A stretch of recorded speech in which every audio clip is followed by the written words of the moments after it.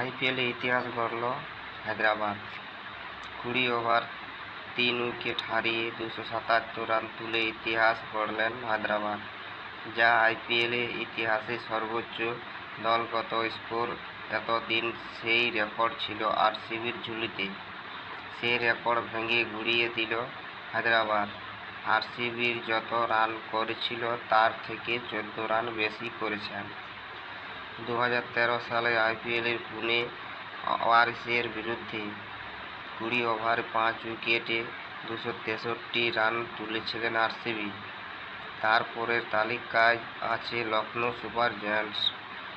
2023 সালে পাঞ্জাবের বিরুদ্ধে 5 উইকেটে 257 রান তুলেছিল। তারপরে আছে আরসিবি। 2016 সালে গুজরাট লায়ন্সের বিরুদ্ধে 3 উইকেটে 248 রান করেছিলেন আরসিবি। পঞ্চম স্থানে নেমে এলো চেন্নাই সুপার কিংস। 2010 সালে রাজস্থানের বিরুদ্ধে 5 উইকেট 245 রান তুলেছিল। 6 নম্বরে নেমে এলো কলকাতা।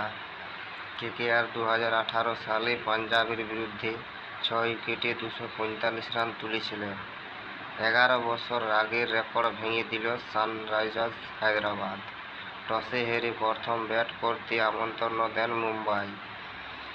ট্রাভিস হেড, অভিষেক শর্মার পরে ঝড় তুললেন ক্লাসেনও। তাদের দাপটে 20 ওভারে 3 উইকেট হারিয়ে 277 রান করে হায়দ্রাবাদ। 34 বলে 80 রান করে অপরাজিত থাকে ক্লাসেন।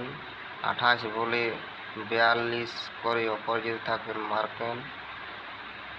23 বলে 63 রান করে আউট হন অভিষেক শর্মা। 24 বলে 62 করে আউট হন ট্রাভিস হেড।